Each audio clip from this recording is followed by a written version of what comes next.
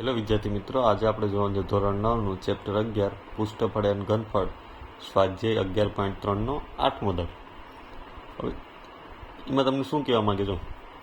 ઉપરનો પ્રશ્ન 7માં આપેલ ત્રિકોણ એબીસીનું 5 સેમી બાજુની આસપાસ પરિભ્રમણ કરવામાં આવે તો આ રીતે બનતા ઘનનું ઘનફળ શોધો.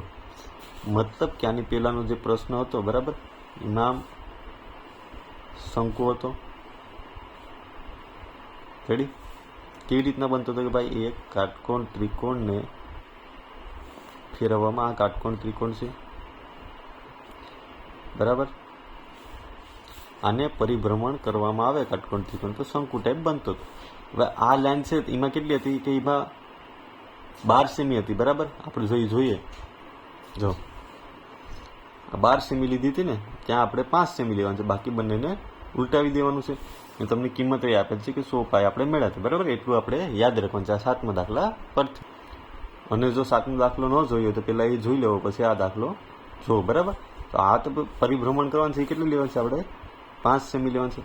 મોટી તો આપણે ખબર છે કે 13 જ થાય, તો આ શું થશે? ત્રિજ્યા 12 થશે.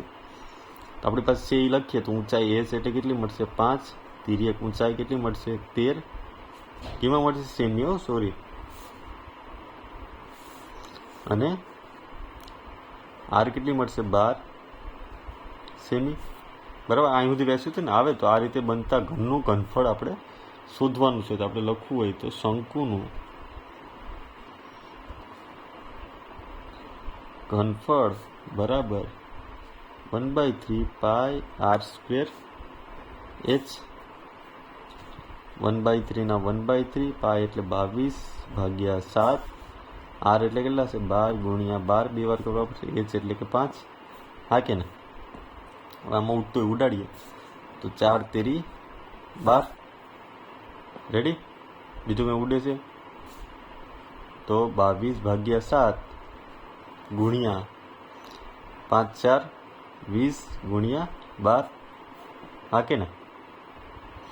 હવે ઓલા દાખલા ખબર છે કે પાઈને તો એમને જ રહેવા દીધા, તો એમને જ રહેવા દઈએ.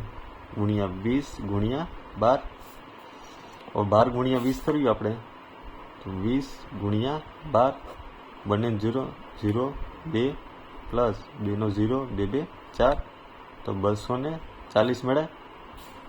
આપણે લખી શકીએ ને કે 240 પાય એમાં આવશે સેમી ઘન મેળો. આ એક જવાબ મળી ગયો, આપણે ઘનફળ મળી ગયો આ શંકુનું. જો આપણે આ બાજુ છે એ 5 રાખીને ઘુમાવીએ તો 240 પાય સેન્ટીમીટર ક્યુબ મળે, બરાબર. હવે આગળ તમને શું કીધું?